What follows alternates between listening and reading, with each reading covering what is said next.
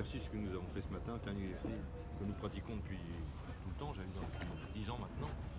Nous avons échangé avec le milieu, avec les pêcheurs, qui nous ont exposé leurs problèmes, leurs soucis, qui existent évidemment. Et nous leur avons répété que nous continuerons à travailler auprès d'eux, parce que ce sont les premiers à défendre la ressource, à défendre les espèces. Évidemment, ils en vivent, c'est normal. C'est un métier difficile, la pêche.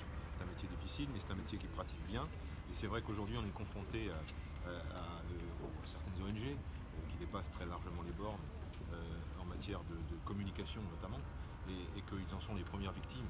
C'est un pur scandale parce que c'est vrai que pour l'essentiel d'entre eux, pour la grande majorité, l'immense majorité d'entre eux, ils respectent les réglementations européennes.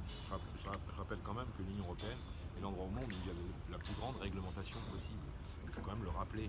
À part les États-Unis, l'Australie et la Nouvelle-Zélande, il n'y a pas d'autre espace au monde où il y a autant de règlements qui règlent la pêche. Donc c'est important de le rappeler. Et c'est vrai qu'on se rencontre régulièrement, ici en Vendée, avec Bruno notamment. Et moi je suis très fier d'être avec François Xavier, qui a tout de suite compris les problématiques de la pêche, je peux vous dire. Il a pigé rapidement.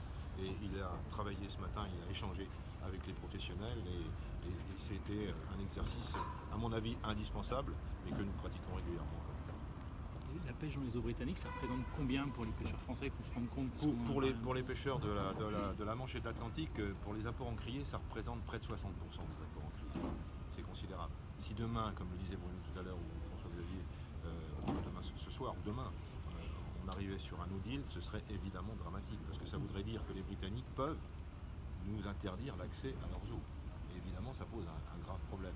Cela étant, il faut quand même mettre en perspective que, par ailleurs, les Britanniques, eux, exportent sur le marché unique 65% de leur production. Donc évidemment, il y a quand même une marge de négociation qu'utilise Michel Barnier, évidemment, pour essayer de trouver un accord sur ce secteur. Il ne faudrait pas que la pêche, et on l'a dit, mais il vaut mieux le répéter, devienne une variable d'ajustement. Ce serait évidemment purement dramatique.